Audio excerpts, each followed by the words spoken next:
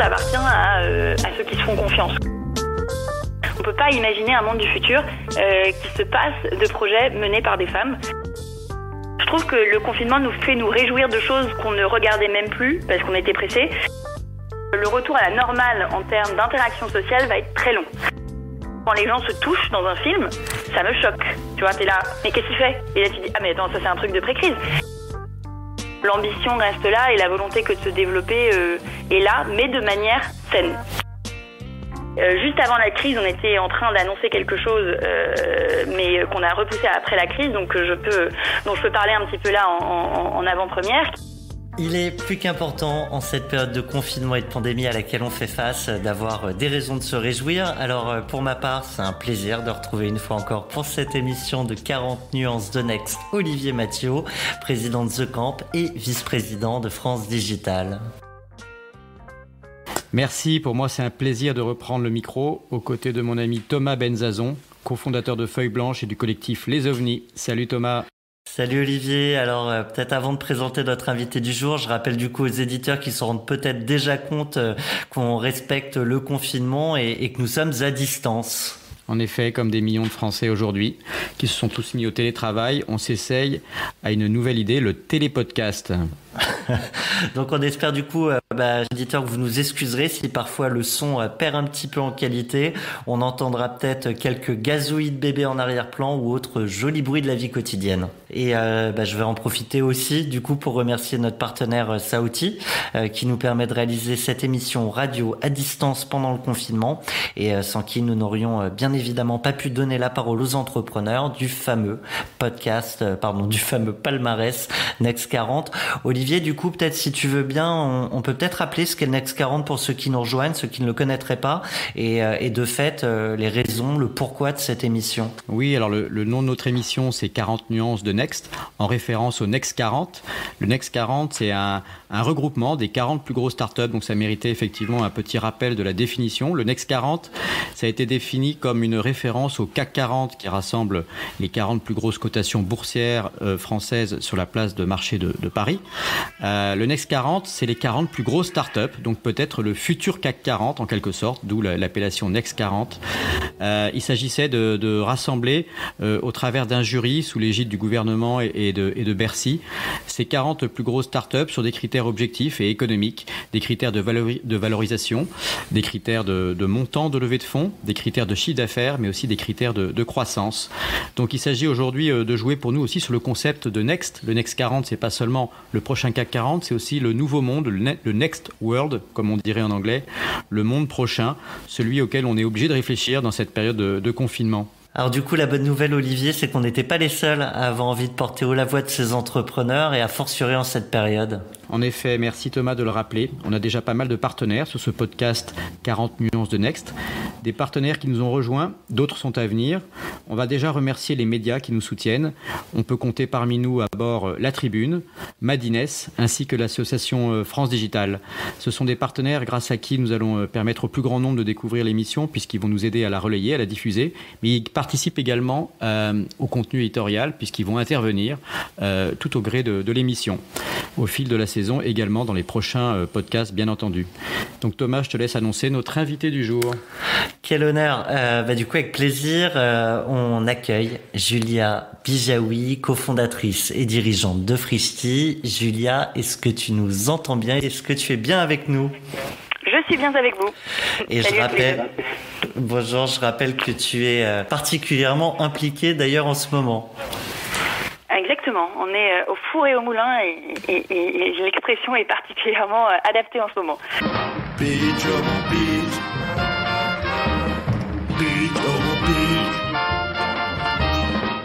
Ce qu'on te propose avec Olivier, c'est de pitcher de manière un peu différente que ce que tu as l'habitude de faire. C'est le pitch before and after. On aimerait savoir quel était le pitch des débuts et le comparer au pitch d'aujourd'hui quand tu présentes Frishti. Je crois qu'on peut rappeler peut-être que Frishti a environ 5 ans. Exactement. Frishti a 5 ans, effectivement. Aura 5 ans dans 2 mois. Le pitch d'avant et de maintenant, en tout cas la mission d'entreprise, elle n'a jamais changé. C'est essayer de faire en sorte que bien manger devienne facile. Donc comment reconnecter les citadins qui sont parfois assez éloignés des bonnes choses, des bons produits et qui ont des vies très chargées, avec le fait de bien manger qui est une aspiration qu'on a tous et qu'on a de plus en plus. Et c'est pas forcément facile parfois de reconnecter sa volonté et son aspiration avec son mode de vie. Donc voilà, rendre le bon possible au quotidien, ça c'est la mission de Frischti et ça n'a pas changé. C'était le cas il y a 5 ans, c'était le cas avant la crise sanitaire et c'est toujours le cas pendant. Par contre, effectivement, ce qui a beaucoup évolué, c'est notre offre et notre manière, la manière de faire s'exprimer cette promesse. Au début, Frischti, c'était du coup des plats fraîchement cuisinés, ultra frais, livrés en, on va dire, 1h30. Voilà, ça c'était à peu près ce que c'était au début. Et puis ça a beaucoup évolué. Et avant la crise sanitaire, ce que c'est Frischti, c'est un service qui, de par la diversité de son offre, peut vous accompagner partout tout le temps pour vous aider à bien manger. Partout tout le temps, ça veut dire quoi? Ça veut dire le midi en semaine, avec notre offre de plats fraîchement cuisinés, alors qui s'est beaucoup enrichi et qui est maintenant livré plutôt en 20 minutes. Et c'était un axe très fort d'avant la crise sanitaire, c'était le développement de toute une offre B2B pour créer des cantines virtuelles en permettant aux salariés de passer une pause déj à la fois sereine et de bien manger. Mais c'est aussi Frischti, un supermarché qui vous accompagne du coup jusque chez vous et qui vous permet de faire vos courses et de vous nourrir de produits ultra frais, le plus locaux possible, avec très peu d'intermédiaires. Et pareil, de faire vos courses, de votre marché de la manière la plus simple et la plus pratique qui soit, puisque pareil, vous êtes livré en une vingtaine de minutes. Donc finalement, c'est l'expression pleine et entière de cette mission, mais avec un service qui est beaucoup plus diversifié et qui accompagne le client aussi bien en entreprise que chez lui. Et depuis la crise sanitaire, c'est, on va dire, un petit peu la même chose, mais l'équilibre entre la partie supermarché et la partie plat fraîchement cuisiné, c'est complètement inversé. Notre cœur de métier historique, c'était le plat cuisiné et ça représentait 70% de notre chiffre d'affaires et aujourd'hui c'est notre supermarché qui représente plus de 70% de notre chiffre d'affaires, donc l'équilibre s'est complètement inversé. Là où notre activité de cantine virtuelle c'est quasiment arrêté, on continue de nourrir des cellules de crise, des hôpitaux, etc. qui ont besoin encore de cette offre de plats cuisinés, mais finalement notre clientèle habituelle, ce dont elle a besoin aujourd'hui, c'est de se faire livrer ses courses. Et donc on a. Alors Julia, je me permets de t'interrompre parce qu'on reparlera un petit peu de ce qui se passe en ce moment. Donc merci pour le pitch. Et c'est amusant parce que tu dis que ça n'a pas changé. En général, les entrepreneurs quand même évoluent. Moi, je sais que tu as changé, grandi comme ton entreprise.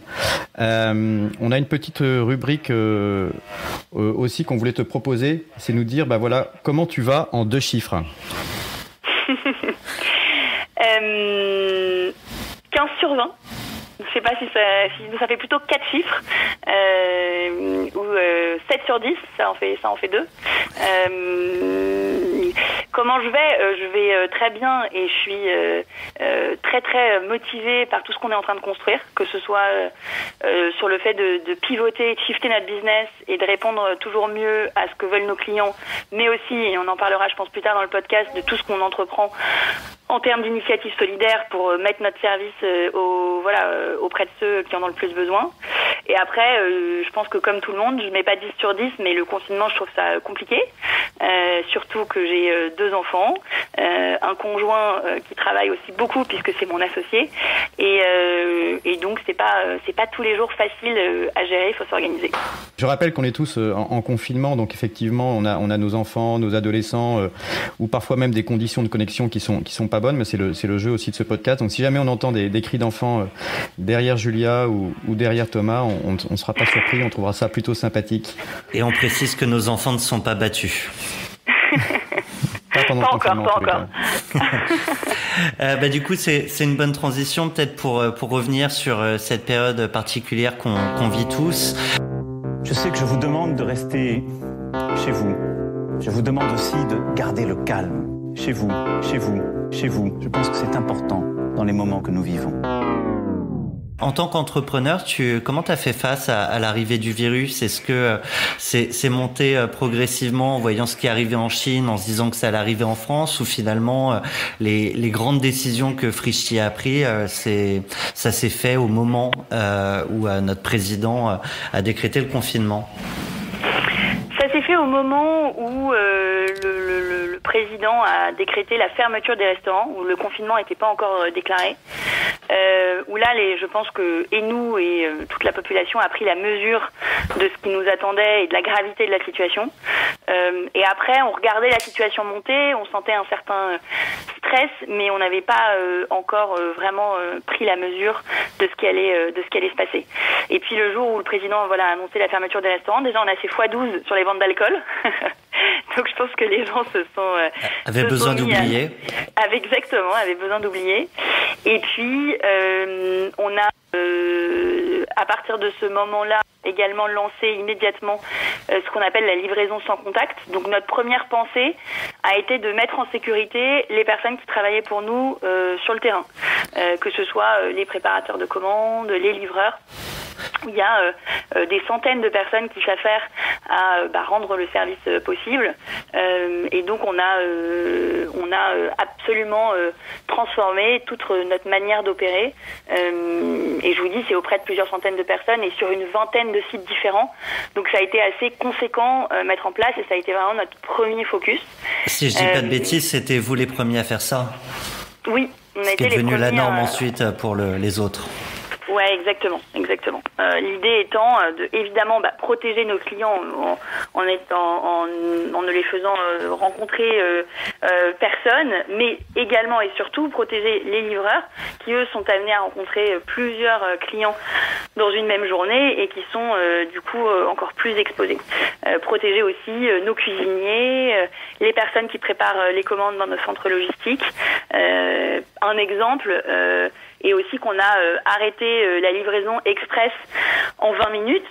On en a fait une livraison plutôt en 60 minutes, ce qui reste une prouesse à Paris de pouvoir livrer aussi rapidement dans ce contexte. Néanmoins, ça nous a permis de ralentir beaucoup notre rythme de préparation de commandes, ce qui permet d'opérer dans des conditions plus sereines et de respecter les normes et les mesures barrières qu'on impose sur les différents sites. Donc, par exemple, toutes les heures, les équipes s'arrêtent, désinfectent pendant un quart d'heure l'intégralité du hub. En cuisine, on a réduit énormément les équipes pour qu'elles puissent, dans la cuisine, respecter la distanciation nécessaire. La conséquence directe, c'est que sur notre site, là où vous pouviez avoir une quarantaine de plats différents chaque jour, vous en avez plus qu'une quinzaine, ou une dizaine. Donc voilà, on a beaucoup adapté les choses avec une première idée en tête, c'était sécuriser nos équipes et changer nos process. Moi, ce qui m'intéresse aussi beaucoup dans ce que tu dis, Julia, c'est aussi l'aspect... je dirais l'aspect sans tomber dans l'angélisme, l'aspect un peu humain derrière l'entrepreneur et le business. Donc je pourrais te poser des questions un tout petit peu plus précises sur comment ça s'est passé chez vous. Nous, on a appelé cette rubrique de manière humoristique confiné mais pas confit, et on voit bien que clairement vous avez réagi très vite, vous n'êtes pas resté bloqué. Et ce qui serait intéressant pour nos auditeurs aussi, c'est d'entendre comment tu t'es adressé aussi en interne à tes équipes. Tu peux nous rappeler combien tu as de collaborateurs et comment tu t'es adressé à eux, quels ont été le discours de mobilisation et de compréhension. Absolument. Effectivement, donc on a 350 collaborateurs en interne et plusieurs centaines de livreurs qui travaillent chaque jour pour nous et qui font partie de notre écosystème. Donc une des principales choses, et je pense qu'il se renforce encore plus dans cette période, c'est d'être ultra transparent sur ce qu'on sait, sur ce qu'on sait pas, sur ce qu'on a déjà mis en place, sur ce qu'on va mettre en place, sur là où on a du mal. Par exemple, un exemple, c'est que on a eu du mal à obtenir des masques. Heureusement, on en a depuis plusieurs jours maintenant, mais ça a été compliqué. Au début, j'étais réquisitionnée évidemment pour le personnel médical. Donc voilà, être très très transparent, et en plus on est un peu particulier puisqu'effectivement on a quand même plus de 200 personnes qui continuent à travailler sur le terrain. Donc faire en sorte qu'il y ait une information qui circule bien. La deuxième chose, c'est se rappeler pourquoi on existe et à quoi sert notre service et pourquoi on doit rester ouvert. Ça a été très très important de se le rappeler parce que c'est vrai que ça porte, on va dire. Une activité de première nécessité, qui permet de nourrir ses clients et peut-être des clients aussi qu'elle n'avait pas l'habitude de servir habituellement. On pourra y revenir, mais on a ouvert une hotline téléphonique pour prendre les commandes des personnes âgées. On a monté un partenariat avec la PHP pour pouvoir leur offrir les repas, leur livrer des courses. Donc finalement, je pense que ce qui nous a tous portés, et c'est le message qu'on a évidemment relayé avec Quentin, c'est à quoi on sert dans cette crise. Et continuer à travailler, oui, mais sans comprendre à quoi on sert, c'est très compliqué. Et donc à la fois, de par la nature de notre activité, qui est de tout simplement livrer des repas, livrer des courses, ce qui aide nos clients habituels à la distanciation sociale et leur rend un vrai service, déjà ça c'est porteur de sens, mais également toutes les initiatives solidaires, on va dire, pour mettre notre service à disposition de ceux qui en avaient le plus besoin, nous ont énormément porté et ont donné encore plus de sens à notre mission d'entreprise. Et comment les équipes ont réagi entre, d'un côté, la peur, pour certains j'imagine, et d'autre côté, justement, ce sentiment de faire partie de ces héros qui se mobilisent pour faire face à la crise? Franchement, les équipes ont réagi de manière assez hallucinante. Donc chez Frissy, on est habitué à avoir un rythme soutenu, mais là, il a fallu pivoter, shifter les process, le business en quelques jours, quelques semaines. On est encore en train de continuer à apprendre à le faire. Et je dirais que c'est un peu comme... alors après, il faut prendre avec des pincettes cette comparaison, mais on s'est senti en tout cas, j'allais dire comme des soldats qui partent à la guerre. Je pense que c'est un petit peu exagéré, mais on s'est tous sentis portés par une adrénaline assez extraordinaire, que ce soit les gens du siège qui travaillaient à changer les process, communiquer, etc., que les gens sur le terrain qu'il a évidemment fallu soutenir, accompagner, où nous on est beaucoup allés sur le terrain mais voilà, il y a eu vraiment une unité qui s'est faite. Parfois quelques balbutiements au début et puis très vite une prise de conscience que on était plus important que jamais à la bonne continuité, on va dire, enfin bon bref, je me perds dans ma propre phrase. Mais nous ce qu'on essaie, c'est ce que tu racontes effectivement, c'est hyper positif, et d'ailleurs c'est un peu aussi le sens du podcast 40 nuances de Next. On veut porter des messages constructifs. Oui. Si on essaie d'être aussi dans un discours de vérité, et il n'y a peut-être pas d'autre réponse que ce que de dire. Ouais. Est-ce que toi-même tu as été surprise, parfois peut-être en bien ou en mal, de certains comportements, soit de tes partenaires, soit de tes collaborateurs, soit des réseaux avec lesquels tu travailles? C'est sans, j'irais, casser de sucre sur personne, mais on sait qu'il y a aussi des moments difficiles. Est-ce qu'il y a des moments de surprise ou des choses que tu pourrais nous relayer en termes d'anecdotes? Je réfléchis. En tout ça cas, peut être des surprises également. Sur la première question, c'est est-ce qu'il y a eu de la peur, et notamment de nos équipes sur le terrain? Évidemment. Évidemment que quand tu te lèves, que tu vas travailler alors que tout le reste de la France est confiné, et que tu entends à la télé des choses assez terrifiantes, bien sûr que tu te poses la question de pourquoi est-ce que toi tu vas travailler, quoi. Donc voilà. Après, on a essayé d'y répondre de la meilleure manière qui soit. En adaptant les process, comme je l'ai expliqué, en sécurisant les sites, etc. Et 2, en se rappelant pourquoi on reste ouvert et pourquoi on continue et pourquoi ça a du sens et pourquoi c'est important. Ce qui fait qu'on a pu, on va dire, surmonter cette peur. Néanmoins, il y a aussi pas mal de personnes qui ont dû s'arrêter de travailler, ce qui représente une certaine difficulté puisqu'il faut les remplacer. Non pas, je pense, portées par la peur, mais portées par des contraintes personnelles, soit parce que ils ressentent des premiers symptômes. Évidemment, on prend aucun risque et on leur dit strictement de ne pas venir travailler, ou même pour des questions de garde d'enfants. Donc voilà, il y a eu un peu un branle-bas de combat sur le terrain pour essayer d'être ultra à l'écoute, ultra compréhensif des cas individuels, et pour autant de maintenir un sens des responsabilités et un sens de oui, il faut continuer à travailler, on reste ouvert plus que jamais et en plus on se transforme. Voilà pour un langage peut-être plus réaliste, même ce que je disais avant. Et merci pour ton honnêteté et ta transparence. Non, mais je t'en prie. On n'a rien évidemment à cacher, et c'est sûr que oui, les gens qui travaillent de manière opérationnelle font un travail extraordinaire de manière générale, mais plus particulièrement en ce moment, où c'est quand quand même quelque chose de prendre sa voiture, de prendre son vélo et d'aller travailler en ce moment. Julia, un autre sujet en ce moment pour les entreprises, c'est quand même d'arriver à trouver le ton juste. On a vu des prises de parole parfois assez maladroites, donc on a parlé de l'interne, mais du coup en externe, quelles questions on se pose pour justement être à propos? Ouais. Je suis d'accord, c'est une très bonne question. C'est un peu un exercice qu'il faut réussir. Je pense que la première bonne manière de faire, c'est d'être transparent avec ses clients, d'expliquer ce qui est mis en place, d'être rassurant. Et nous, c'est vrai qu'on a beaucoup communiqué. Sur différentes choses, je dirais. Sur tout simplement les process qui visaient à rassurer sur le fait que et nos collaborateurs et leurs commandes et donc du coup les clients seraient en sécurité, mais aussi sur comment est-ce qu'ils pouvaient finalement contribuer eux-mêmes depuis leur confinement et s'associer avec nous sur nos différentes initiatives solidaires.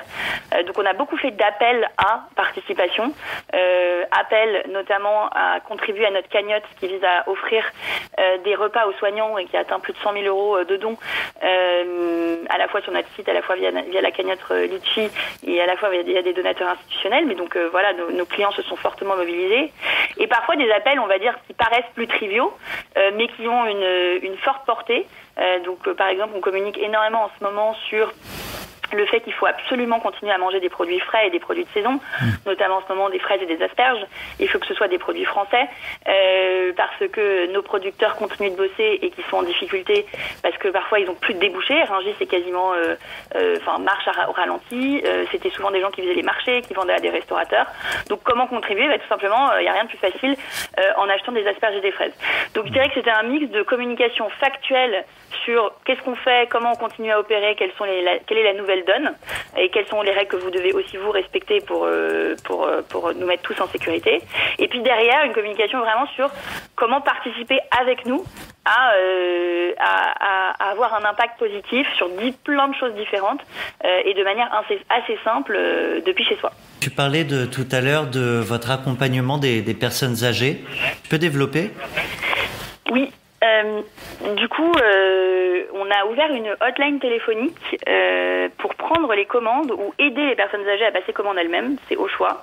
Pareil, ça c'est quelque chose qu'on a mis en place au tout début, où nos premières pensées se sont tournées vers les personnes âgées, les personnes qui avaient des maladies chroniques et qui étaient du coup particulièrement exposées au risque de sortir. Et donc on s'est dit, on va leur offrir la livraison, ça paraît assez logique, elles ne doivent pas sortir, donc rendons notre service encore plus accessible pour ces personnes. Et puis 2, pour les personnes âgées qui sont parfois soit déconnectées numériquement, soit connectées mais ont du mal avec l'idée de passer des commandes sur Internet, de mettre leur carte bleue, etc. sur un site Internet. On va ouvrir ce service pour pouvoir les accompagner à faire ça. Donc on a eu des centaines d'appels depuis le début du confinement et certaines qu'on appelle régulièrement, avec qui on a un rendez-vous téléphonique tous les 2-3 jours, la fréquence est au choix, et qui sont aussi assez ravis d'avoir des gens au téléphone, un peu comme le facteur qui passe et qui joue un vrai rôle d'accompagnement et de lien social vis-à-vis de ces personnes. Et à notre toute petite échelle, c'est aussi une manière de le faire, en leur apportant les courses, 2, en ayant un lien téléphonique et avec elles, ce qui les aide à avoir un lien sur le monde extérieur. Donc c'est une équipe de 2 personnes qui fait ça. C'est des gens du service client qui ont l'habitude d'accompagner les clients de manière générale, mais qui là sont dédiés à l'accompagnement des personnes âgées. Alors moi, il y a un autre sujet qui m'intéresse pour passer un peu du coq à l'âne. C'est aussi, dans la vie des startups, ce qui est important, c'est aussi la relation à l'argent.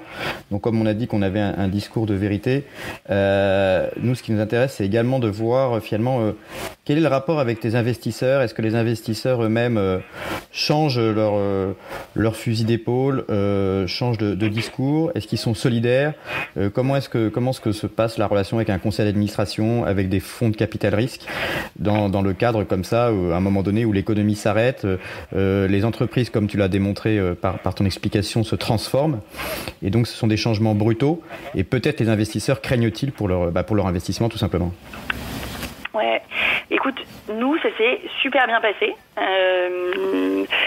parce qu'ils nous ont manifesté leur soutien plein et entier, parce que aussi on a pris les devants et qu'on a bien communiqué sur ce qu'on allait faire, ce qu'on allait mettre en place, les choses qu'on découvrait à mesure qu'on avançait.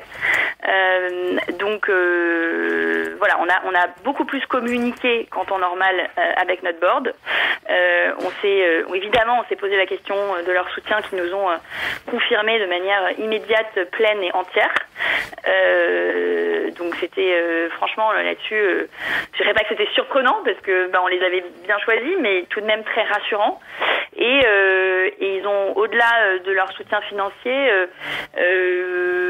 été très élogieux et soutenant aussi sur le fait qu'on reste ouvert, qu'on se batte pour rester ouvert, parce que ça a été quand même une complexité que de le faire, qu'on se batte pour transformer, pivoter et finalement réussir à faire de cette crise soit un non-événement en termes de chiffre d'affaires et de marge, soit en tout cas peut-être même une opportunité, un événement qui nous permettra d'aller encore plus loin. Donc là-dessus, très agréablement, pas surprise, mais en tout cas ils étaient là, quoi. Ils étaient là et ils nous avaient toujours dit que c'était des bons investisseurs, des gens bien, et ils l'ont montré. Évidemment, c'est toujours mieux de le montrer et dans ces périodes-là, dans ces périodes de crise qui font peur à tout le monde.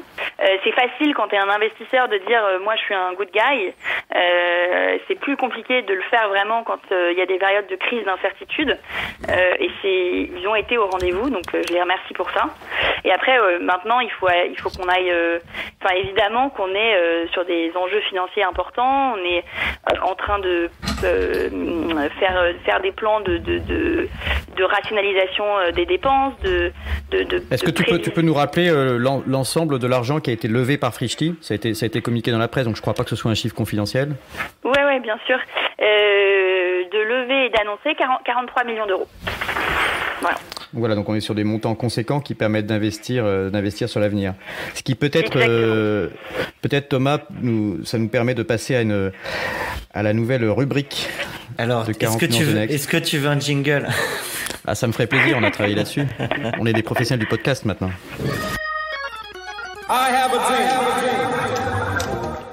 La rubrique suivante, c'est ce qu'on appelle nous le jour d'après, le monde d'après. Le président a dit que le jour d'après ne ressemblerait pas au jour d'avant. Est-ce que c'est quelque chose que tu perçois aujourd'hui ? On aimerait se projeter finalement sur l'après-confinement. Ouais. Tu veux dire au sens de la société ou au sens de l'entreprise ? Ou des deux ? C'est tout à fait une parole libre qu'on te laisse, mais en fait, on aimerait bien aborder les deux, parce que c'est vrai que la vie de ton entreprise, l'évolution de son modèle d'affaires, de son business model, mais également ton regard sur le marché, du coup, le marché de ce qu'on appelle la food tech, donc le marché de l'alimentation, avec la vision que tu as décrite, qui est apporter du bon dans tous les foyers et dans tous les bureaux. Mais il y a aussi la question plus globalement, après, peut-être de nos façons de travailler, de nos façons de vivre. Ouais. Et qui ont un impact direct en plus sur la nature de notre entreprise. Donc, nous, en particulier chez Frischti, oui. Ouais, absolument. Effectivement, nous on pense que le monde d'après ressemblera évidemment jamais au monde d'avant, qu'il va y avoir que le déconfinement va être très long et que la période où on va pouvoir de nouveau se sentir libre, à l'aise d'interagir avec les autres, ses amis, ses collègues, enfin bref, là en fait on pense que la distanciation sociale va vraiment durer encore plus longtemps que le confinement. Attendez, excusez-moi. Alma, tu laisses maman tranquille s'il te plaît, merci beaucoup. Pardon. Je vais reprendre du coup peut-être le début de ma réponse. Non mais nous on est content d'avoir un peu de vie dans le podcast, parce que ça démontre que les nouvelles façons de travailler, le télétravail mais aussi le télépodcast sont des moments de famille. Et peut-être qu'Alma pourrait faire notre prochain jingle, ça marchera peut-être même un peu mieux. Absolument, elle adore chanter et tu ne seras pas déçue. Donc, on pense, que le retour à la normale en termes d'interaction sociale va être très long. 1 an et demi, 2 ans, mais ça va être vraiment long, ce qui va faire durablement changer nos comportements d'achat. Ça va évidemment avoir un impact, selon nous, sur la digitalisation des achats, et notamment sur les courses, l'alimentation, qui est encore un des secteurs les moins digitalisés. L'e-commerce alimentaire Avant la crise, c'était 3% des achats du marché des courses. Là, plein de gens découvrent ce service, à la fois des gens qui n'auraient jamais commandé de par leur âge initialement et qui vont y prendre goût et qui vont d'ailleurs être des gens particulièrement touchés par la distanciation sociale, même dans le long terme, et qui vont donc s'habituer à faire comme ça. Et puis des gens qui étaient parfaitement en âge de commander, mais qui n'avaient pas encore fait ce switch et qui vont découvrir avec joie la praticité que c'est de se faire livrer. Donc oui, ça va avoir un impact durable, ça va aussi avoir un impact sur la manière de travailler, ce qui est également important pour notre entreprise, puisque comme je vous le disais, un de nos focus pré-crise, c'était le lancement des cantines virtuelles. Donc à très court terme, évidemment, c'est un business qui va être compliqué, voire même à l'arrêt, puisque les gens, on ne sait pas quand est-ce qu'ils vont reprendre le travail, mais ça va être probablement assez long. Mais par contre, à moyen terme, on anticipe là aussi que ce soit une solution qui plaise énormément, parce que le télétravail, selon nous, va beaucoup se développer. Les gens découvrent que c'est possible, les gens découvrent que c'est facile, ce qui fait que sur site, dans les bureaux, il va probablement y avoir moins de gens à un seul et même moment, ce qui rend l'exploitation des restaurants d'entreprise en dur plus compliqué. Pour installer des cantines réelles et les faire tourner, il faut un flux de clients qui soit important et prévisible. Et bien là, ce flux de clients va devenir moins important, donc il y a plein d'entreprises qui historiquement pouvaient avoir des cantines, ils ne les auront plus. Et puis plein d'autres entreprises parce qu'elles n'auront plus le flux nécessaire pour pouvoir les assumer. Donc finalement, même le monde de la restauration collective, selon nous, va beaucoup changer. Et puis il va être question, si le télétravail se développe, pour les entreprises d'accompagner leurs salariés avec des solutions de cantine et de restauration également en télétravail. Donc bref, l'un dans l'autre, on anticipe une forte digitalisation de tous les services de food, que ce soit restauration collective ou livraison de courses, qui du coup sont plutôt, on l'espère, prometteurs pour ce qu'on était en train de construire. Et accélérateurs sur des tendances de marché qu'on anticipait de toute façon, mais qui vont a priori beaucoup s'accélérer. Je m'interroge quand même pas mal sur cette réflexion qu'on a à peu près tous sur le monde d'après, que je pense pour beaucoup on espère avec des changements. Ça reste malgré tout beaucoup plus facile de rester dans le statu quo et de reprendre des vieilles habitudes que de changer. Comment on embarque ce changement à la fois peut-être d'un point de vue citoyen, mais aussi d'un point de vue entrepreneurial? Tu veux dire comment j'ai pas bien compris la question, excuse-moi. En sachant que c'est plus facile de rester comme avant, oui. Comment concrètement on embarque le changement?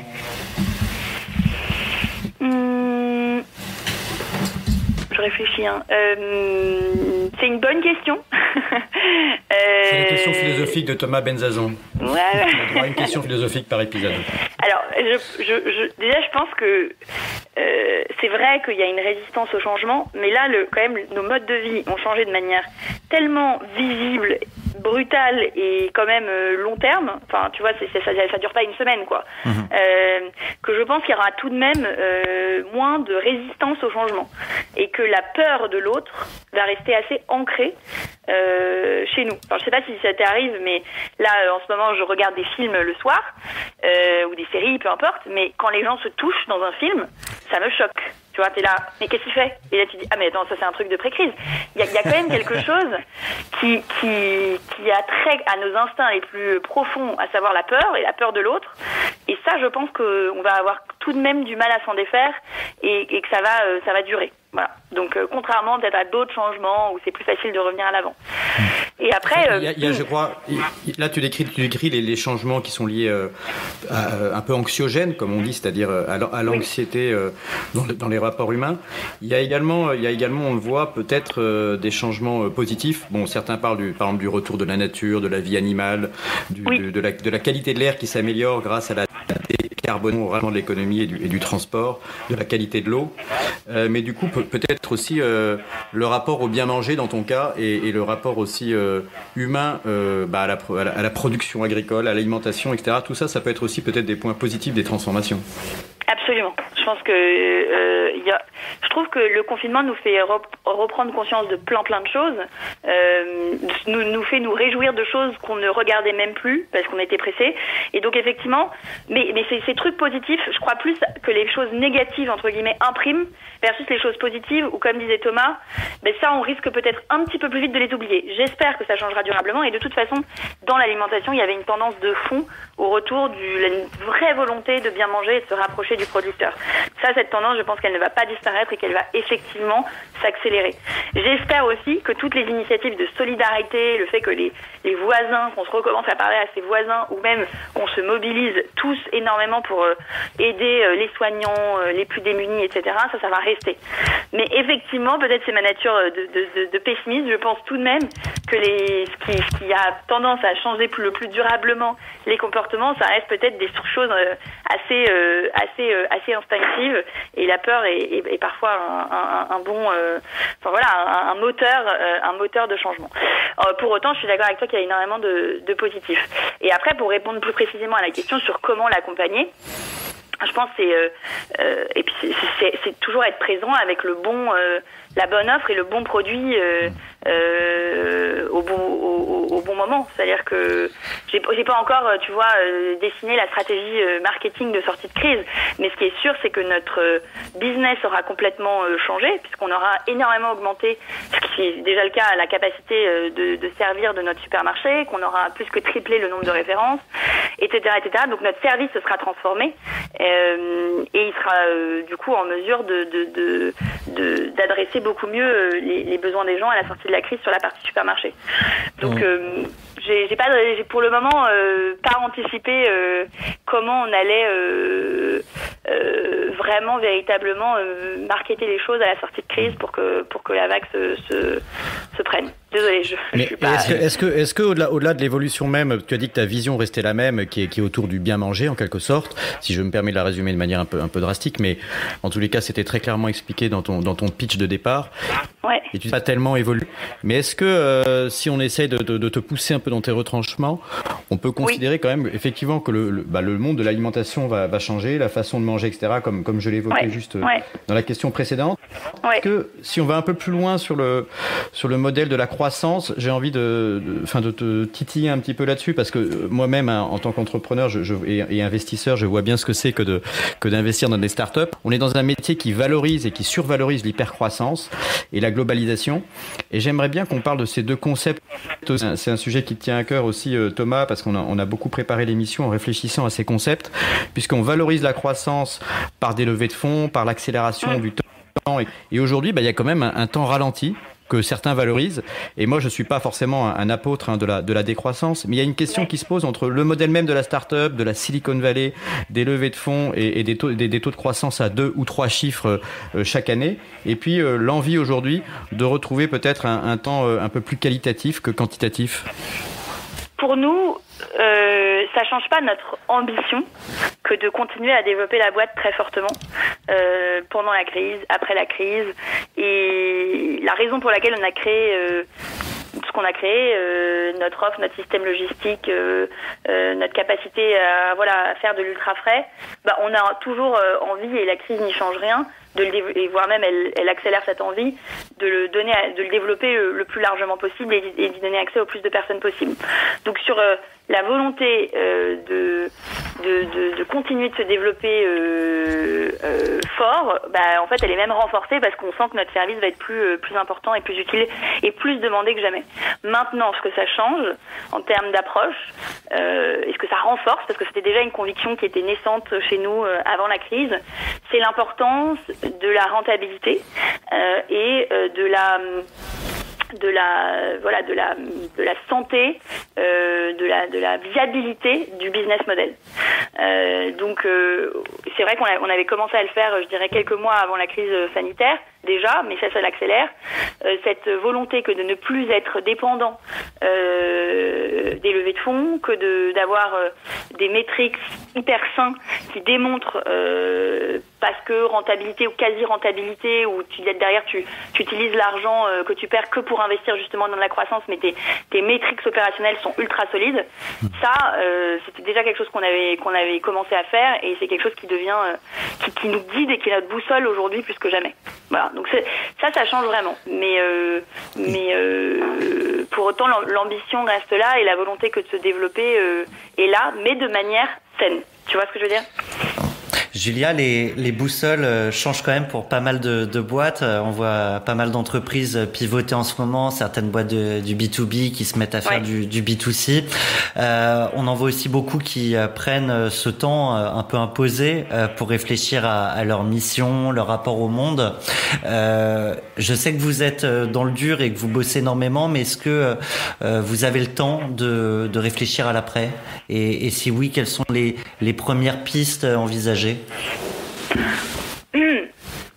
Nous, l'après, l'idéal, ce serait que on a énormément développé notre business de courses et de supermarchés, et que du coup, notre idéal, c'est que ça vienne s'additionner, voilà, de ne pas perdre ce business-là qui aura été développé pendant la crise, et que ça vienne s'additionner à notre business historique de déjeuner en entreprise.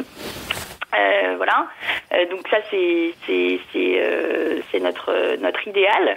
Et après on a déjà compilé plusieurs scénarios dont on ne sait pas exactement lequel va se réaliser sur combien de temps le marché du B2B va mettre à reprendre, quelle est l'offre avec laquelle on va s'adresser justement s'il y a un déconfinement un peu long pour accompagner les entreprises et les clients en télétravail.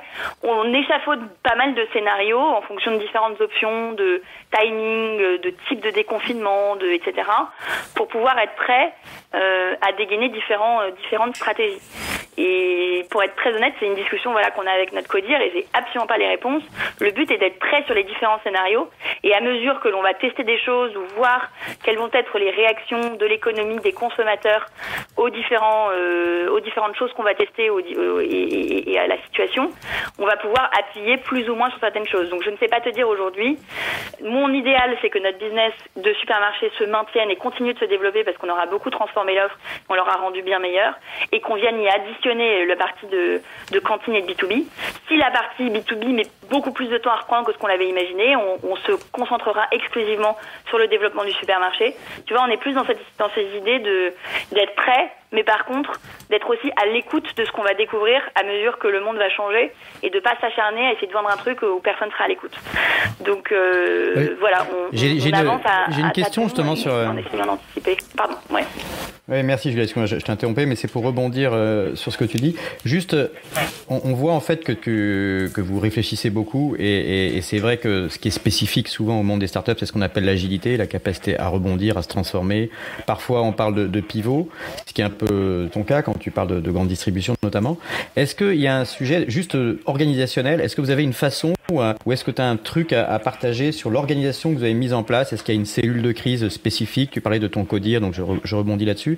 Est-ce qu'il y a des cellules d'opportunité, ou est-ce que c'est plus les fondateurs ou toute une équipe qui travaille là-dessus ? Et qu'est-ce que tu recommandes de faire aux gens qui t'écoutent et qui sont aussi des gens qui sont en train de lancer des startups, qui sont passionnés par l'entrepreneuriat et ses capacités d'adaptation ? Ouais. Première chose, c'est qu'on a remis en place, on le faisait qu'une fois par mois, et on a remis en place toutes les semaines ce qu'on appelle notre Frisch Team, ça veut dire le all hands de la boîte, c'est-à-dire que toute la boîte se connecte, et chaque équipe, ou Quentin et moi, ou les leaders du codir, présente les résultats, la stratégie, ce qu'on apprend. Et encore une fois, comme je le disais au début, on est ultra transparent sur ce qu'on sait, sur ce qu'on sait pas, sur ce qu'on a découvert, sur ce qu'on a appris, sur là où on va à court terme. Et on a plus que jamais, parce que c'est la crise, repris, je pense, une échelle encore plus court terme, plus court terme que celle qu'on avait réussi à mettre en place avant la crise sanitaire. C'est sûr que plus une entreprise grandit, plus elle doit apprendre à anticiper et à se préparer sur des horizons de temps un peu plus long terme, qui permettent d'être moins dans la course. Là, on est revenu, je dirais, presque au début d'une start-up, avec des échéances de temps qui sont à la journée ou à la semaine. Donc Donc voilà, ça nous refait vivre l'adrénaline des débuts. Et après, nous, on estime que chaque personne, chaque leader du CODIR est responsable de sa stratégie et d'adapter les plans stratégiques. Donc il n'y a pas des personnes qui travaillent sur la crise ou des personnes qui continuent à travailler à l'après. C'est intrinsèquement liés.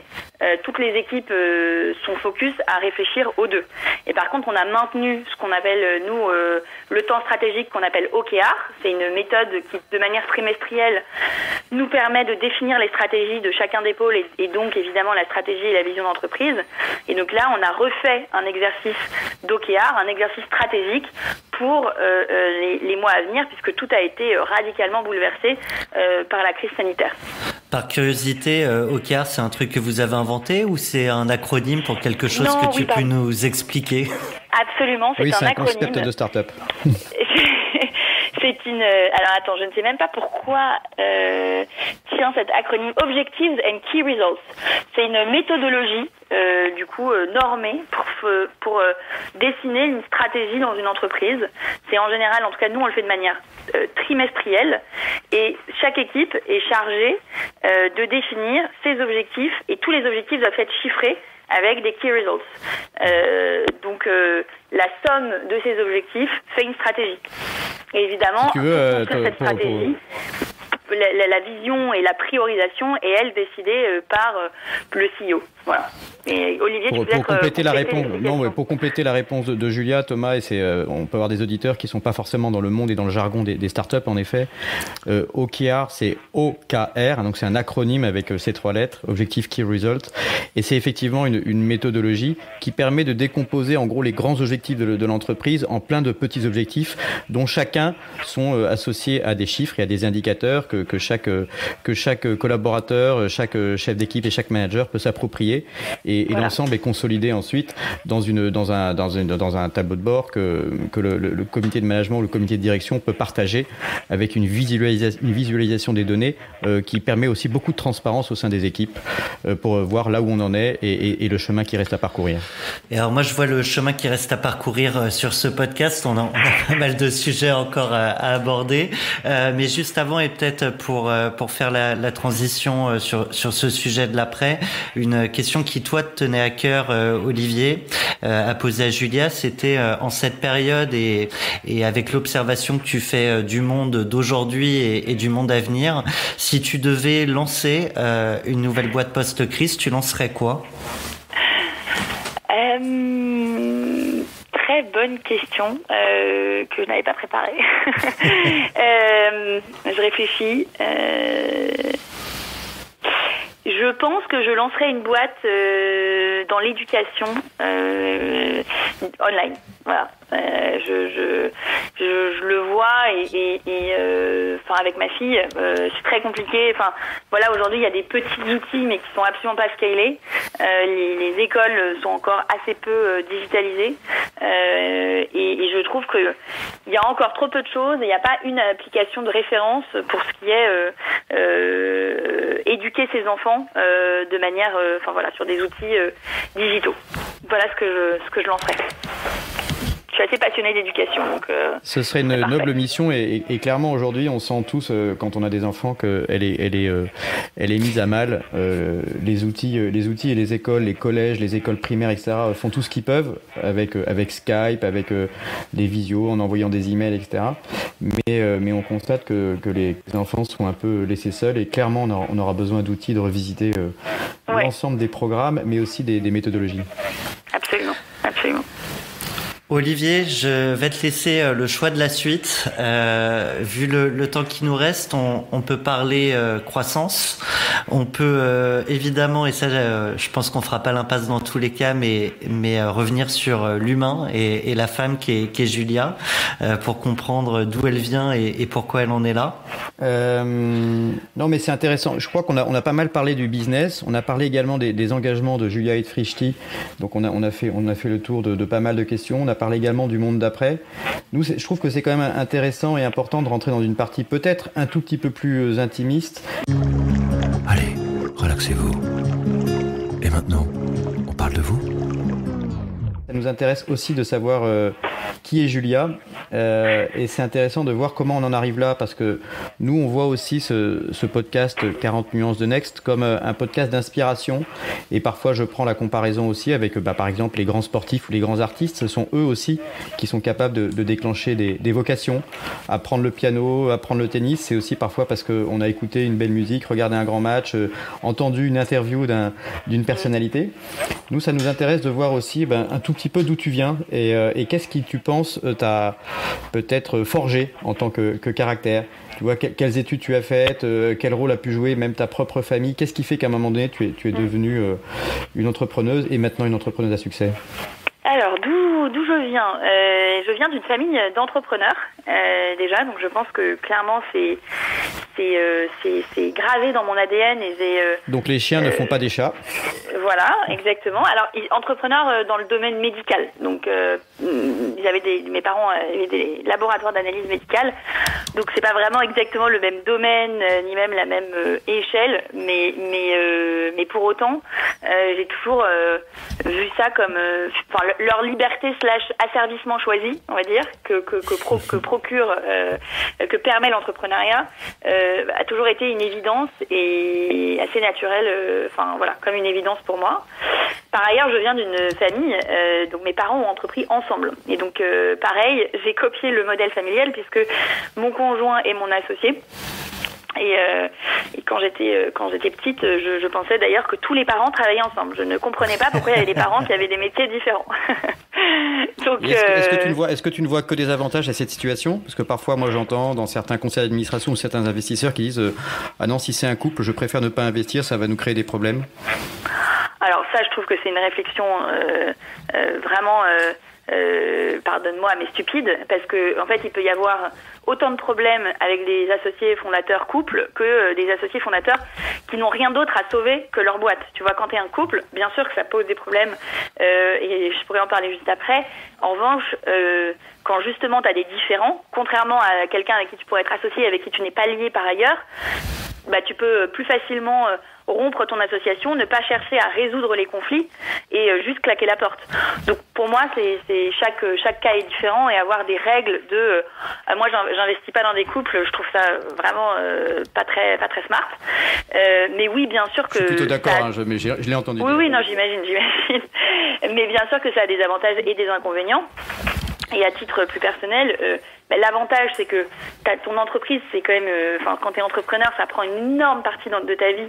Le fait de vouloir réussir et de porter ta boîte encore plus loin, donc ça peut être très overwhelming. Donc forcément partager cette ambition, ces difficultés parfois et même les joies avec la personne avec qui tu partages ta vie, finalement tu te sens plus uni et plus en symbiose que jamais, parce que tu te comprends parfaitement, tu comprends ce que l'autre vit, puisque tu vis la même chose.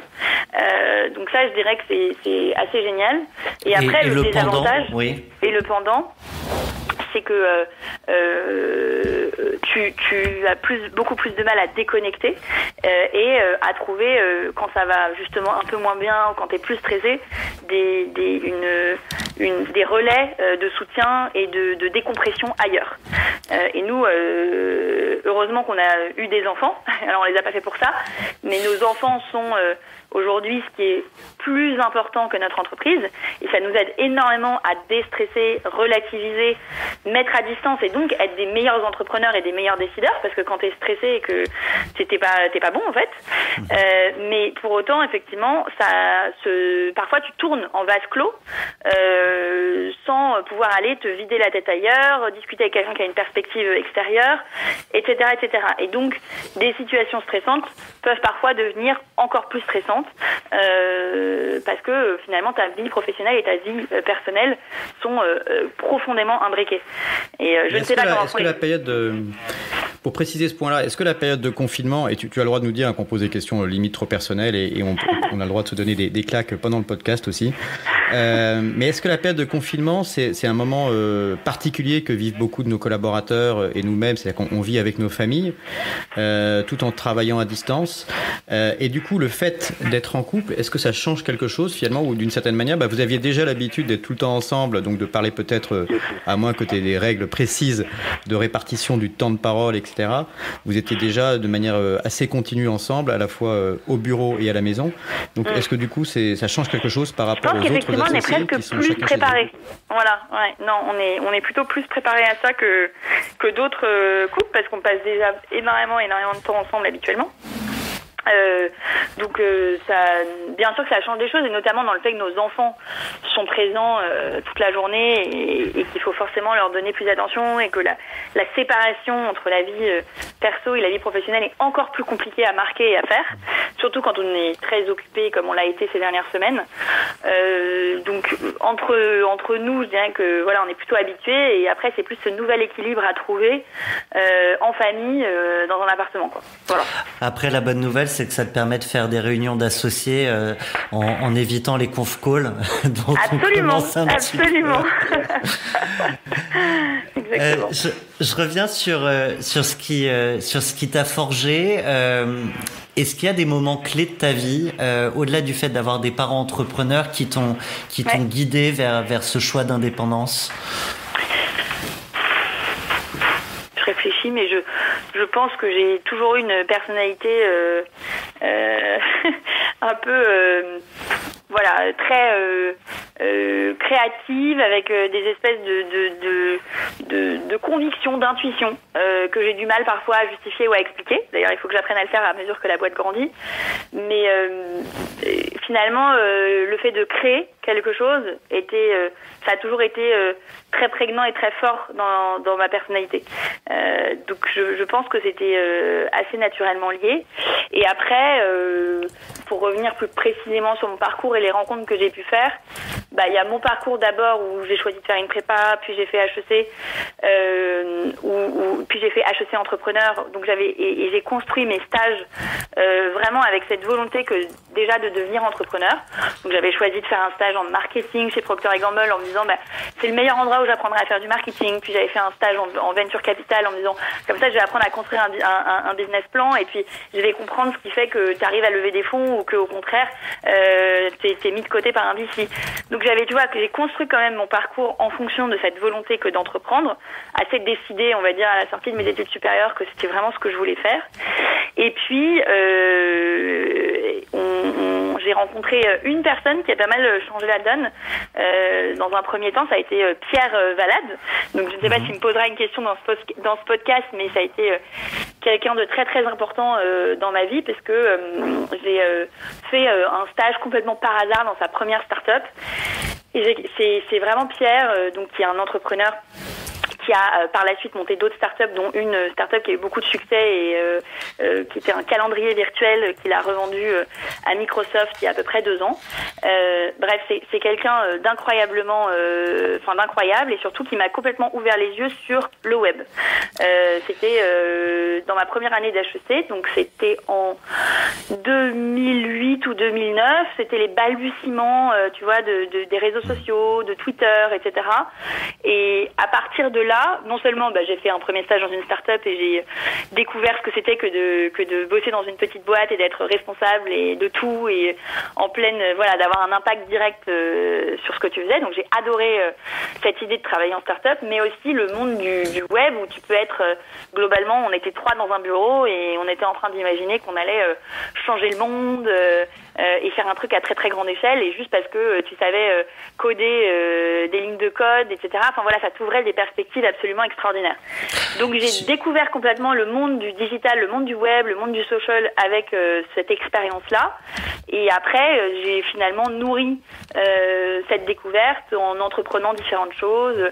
On a, même avec Pierre et d'autres, créé un comparateur de programmes qui s'appelle Vox, qui maintenant, dont je fais plus du tout partie, et qui a une super trajectoire, parce que c'est devenu une newsletter d'empowerment. Bref, mais voilà, j'ai organisé des hackathons. Je suis restée connectée à ce monde, on va dire, du digital, toujours en créant, en faisant des choses, en lançant des initiatives. Et tout ça a été, je pense, des prémices d'expérience qui m'ont appris ce que c'était que d'entreprendre et de créer, quoi. Donc voilà. Une Julia Bijaoui très très active. Alors je sais que Olivier avait dit plus de questions philo pour ce podcast. Peut-être juste une dernière avant de passer au sujet d'après. J'aimerais bien savoir quel héritage tu souhaites laisser derrière toi. Vous avez 3 heures. Je pense que par héritage, on peut. Questions, Thomas. Ouais, pardon. Non, mais par héritage, on peut aussi remplacer ça par une question sur une leçon que tu as apprise et quelque chose que tu aimerais laisser. Ça peut être à ta fille, ça peut être à la postérité. Mais c'est vrai qu'on sait, nous, que l'entrepreneuriat, c'est aussi une école dure mais passionnante. Et donc, on apprend des choses, quoi. Absolument. Plein de choses. Je suis hyper d'accord avec le fait que l'entrepreneuriat, c'est une expérience qui est extraordinaire avec ce que ça veut dire de haut et de bas, tu vois, extraordinaire dans le sens où c'est pas normé, mais tu vas très très haut et très très bas, et même c'est une expérience qui remet énormément en question. Donc moi, mon plus gros learning, c'est d'apprendre, de savoir ce qu'on vaut, d'apprendre à se connaître. Dans quoi est-ce que t'es bon, dans quoi est-ce que t'es pas bon, et moi ce que j'apprends c'est que tu peux faire des efforts, tu peux t'améliorer sur des choses où t'es pas bon, mais tu seras jamais excellent sur les choses où t'es pas très bon. Or pour réussir dans une carrière ou dans l'entrepreneuriat, moi mon conseil et mon learning c'est qu'il faut plutôt chercher à cultiver ses forces et à en faire des assets, des atouts exceptionnels qui te mettent loin devant sur ces caractéristiques-là, loin devant et qui peuvent te permettre de vraiment apporter, de vraiment contribuer. Et de pas essayer d'être bon partout et de te travestir ou de cultiver tes faiblesses. Ça c'est un truc qui est bien quand tu fais tes études ou voilà. Mais quand il y a des enjeux derrière de réussir une aventure, je pense que il faut être clair, il faut se connaître et je pense plutôt chercher à cultiver ses forces. Donc moi j'ai appris à me connaître. Je pense que l'autre énorme learning, c'est que le monde appartient à ceux qui se font confiance, quoi. Et alors évidemment c'est vrai dans l'entrepreneuriat, mais je pense que c'est vrai dans plein d'autres carrières. Avoir confiance en soi, aller demander, exiger, être toujours ambitieux dans les timings. Enfin voilà, juste vivre dans un monde où tu oses plein de choses que tu initialement, si tu réfléchissais 2 minutes, tu te dirais ah mais non, mais ça je demanderai plus tard, ou ça je demande pas, ou ci ou ça. Ben ça c'est un frein versus ceux qui ne s'en mettent pas et qui ont un moteur qui les emmène toujours plus loin. Et je pense que c'est ces personnes-là qui, dans le monde dans lequel on vit, sont amenées à entreprendre et à faire beaucoup de choses et à avoir beaucoup d'impact. Et ben ça c'est une leçon effectivement de vie, ça concerne pas que l'entrepreneuriat. Bon, alors je propose en tout cas sur ces paroles hyper inspirantes de Julia de justement lancer notre nouvelle rubrique, donc petit jingle. Inspirez. Respirez.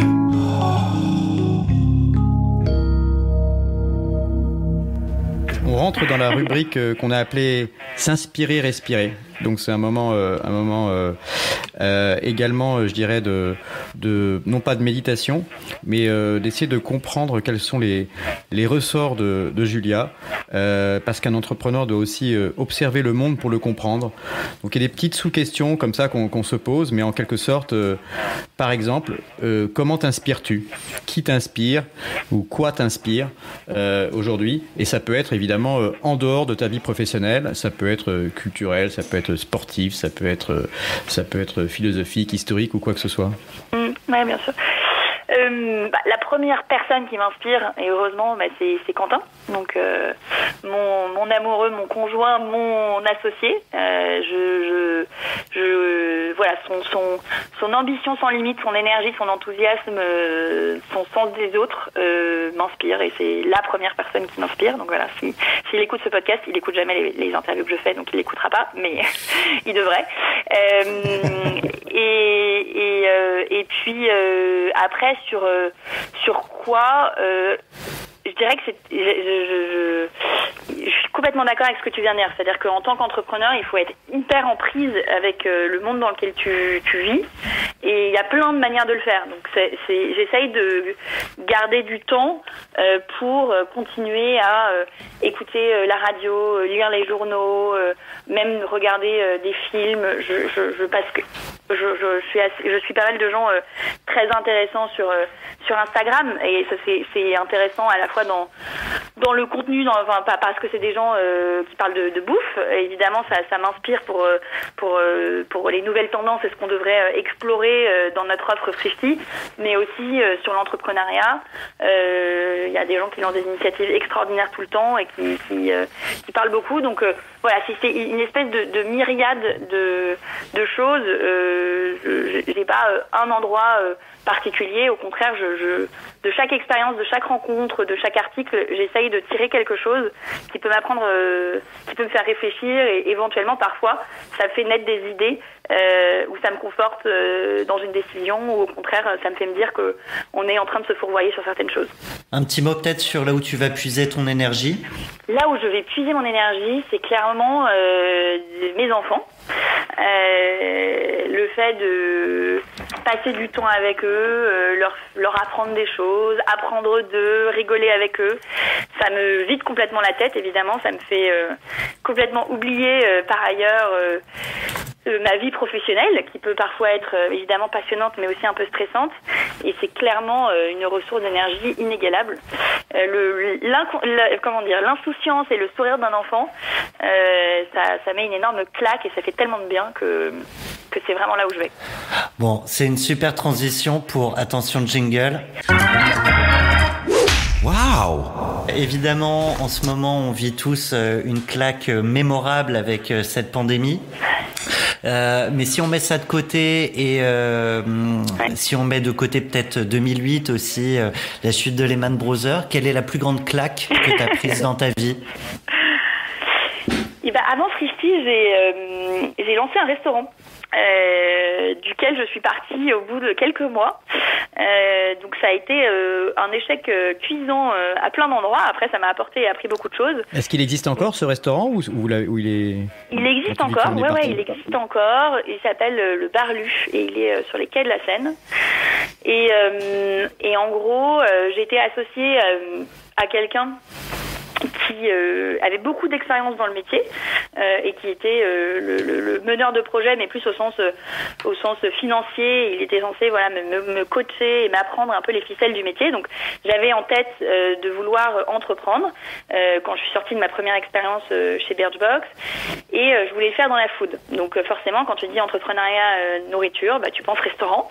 Donc je me suis dit je vais me lancer dans cette aventure et dans cette expérience avec cette personne. Et puis ça a été un échec cuisant personnel pour plein, business. Après le restaurant a rebondi et s'est tout à fait développé, mais en gros j'ai découvert que le métier de la restauration au sens tenir un restaurant, donc finalement avoir une partie assez opérationnelle, c'était pas du tout mon truc, contrairement à ce que j'avais pu imaginer.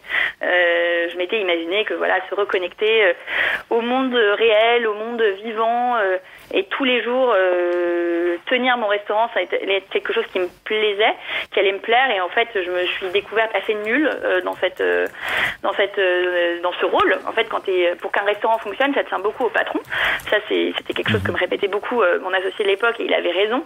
Sauf que moi, danser sur les tables, taper dans le dos d'un client, il faut une certaine personnalité, un amour il faut être charismatique dans un certain sens, on va dire, en tout cas. Et c'était pas du tout mon kiff, quoi, premièrement. Deuxièmement, je pensais en fait assez vite lancer ce restaurant et puis pouvoir en lancer d'autres avec des concepts assez forts. Et puis par manque de préparation, par manque d'alignement, avec cet associé justement, en fait, je me suis rendu compte que je me suis très vite laissée noyer dans l'opérationnel et j'avais ni préparé suffisamment le projet et le concept, ni mis suffisamment d'ambition dans tout ça pour que ce soit possible. Et donc en fait, je me suis vue rester aux commandes du restaurant 7 jours sur 7, du matin au soir, à servir des cafés, ce qui en soi n'est pas du tout un mauvais métier, mais qui n'était pas du tout ce que je voulais faire, puisque j'avais tout de même pour ambition que de monter plusieurs lieux avec des vrais concepts. Et en fait, par manque d'organisation et d'alignement, surtout avec l'associé, c'est pas du tout ce qui s'est passé. Et donc, au bout de quelques mois, je me suis dit, mais je me suis juste plus du tout reconnue, ni dans le projet, ni dans ce que je mettais en œuvre chaque jour et dans ce que ça m'apportait, et j'ai donc décidé de quitter le navire, alors que initialement j'avais entrepris ce projet avec des étoiles dans les yeux en me disant que je réalisais mon rêve. Bon, écoute, sans transition, on va passer à notre nouvelle rubrique que je relance. Vous avez un message. Donc, la rubrique Question Flash. Je rappelle qu'on a également quelques partenaires médias pour le podcast qui est les 40 nuances de Next. Un partenariat avec Madines, un partenariat avec La Tribune, un partenariat avec France Digital. Tout ça, ce sont autant d'invités qui vont te poser des questions, Julia. D'accord. Je te laisse lancer la rubrique, Thomas, parce qu'on a aussi nos propres questions. Allez, c'est parti. Alors du coup, rapidement, et je te propose de répondre par contre très vite. En plus, je crois que tu dois partir d'ici une quinzaine de minutes, donc on va essayer d'être efficace. D'accord. La question qu'on te pose tout le temps, à laquelle tu en as marre de répondre. Quel est votre chiffre d'affaires ? La question à laquelle tu répondras pas ? Quel est votre chiffre d'affaires ? Et la question qu'on ne pose jamais, en fait, c'est tant mieux.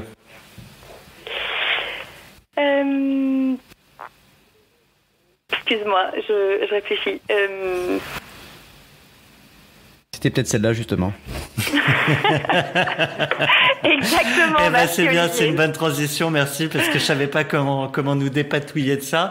Ce que je te propose, c'est peut-être, Olivier, de démarrer par les questions des partenaires. Écoute, je propose qu'on commence peut-être par France Digital, avec une question de Nicolas Brienne. Le temps que tu le lances, je fais 3 petites notes de piano. Bonjour Thomas, bonjour Olivier, et puis bonjour Julia. J'ai une question pour Julia qui explore à travers Frishti les nouveaux modèles de travail avec ce réseau de cantines, ce réseau de livreurs. Ma question, elle est simple, c'est comment est-ce que tu construis de nouvelles formes de travail avec une vision éthique et sociale? Ma question, elle va être hyper directe. Est-ce que Frishti peut devenir l'anti-Deliveroo? Ah là là.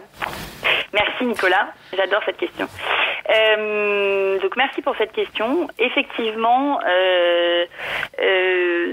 depuis le début, on construit Frishti avec la volonté que d'offrir une voie facile pour avoir une alimentation plus responsable et qui dit et meilleure et qui est plus qualitative. Et donc qui dit bon au sens large, en fait bon c'est pas juste la qualité des aliments, c'est la manière dont ils sont cultivés ou enfin bref le savoir-faire qu'il y a derrière chaque produit ou chaque plat, mais c'est aussi avoir un écosystème qui est vertueux pour tous les gens qui sont impliqués dans le processus de transformation et dans le service Frishti. Ça va des producteurs en passant par nos salariés et jusqu'aux livreurs. Et je remercie Nicolas d'avoir posé cette question parce qu'effectivement la question des livreurs est souvent une question est un sujet de société qui peut poser question. Aujourd'hui nous on a créé 350 jobs en interne en CDI, c'est pas que des jobs de développeurs, de data analystes, c'est aussi des jobs de cuisiniers, de préparateurs de commandes. Et puis, on a nos jobs de livraison qu'on propose sous la forme d'auto-entrepreneuriat, qu'on a commencé au début de Frishti par proposer sous la forme de salariat. Et en fait, on s'est vite rendu compte que c'était pas du tout adapté à ce métier. Globalement, on avait un turnover où il fallait qu'on recrute les 2 tiers de la flotte chaque mois, et les gens partaient très vite et ils allaient tous chez Deliveroo et Uber en nous disant mais faites comme eux, proposez-nous ce statut. Nous, on n'a pas du tout envie de faire ce job sous la forme du salariat. Donc c'est là où il y a à peu près 1 an et demi, on a décidé de, sur ce job-là en particulier, changer notre fusil d'épaule. Et c'était pas parce que on voulait précariser qui que ce soit, c'est parce qu'on a pris une conscience d'une réalité qui est que le job de livreur, il faut qu'il soit fait de la manière la plus respectueuse et humaine possible, mais néanmoins ça reste un job qui n'est pas un job, qui est plutôt un job de transition ou de complément, et c'est pas personne veut faire de sa carrière un job le métier de livreur. Donc c'est la raison pour laquelle on a décidé de switcher et de le proposer sous la modèle auto-entrepreneuriat, en pensant pas du tout que c'était une précarisation, mais plutôt en pensant que soit ça allait offrir un complément de revenu à des gens, soit ça allait mettre un premier pied à l'emploi de certaines personnes qui en étaient déconnectées aujourd'hui.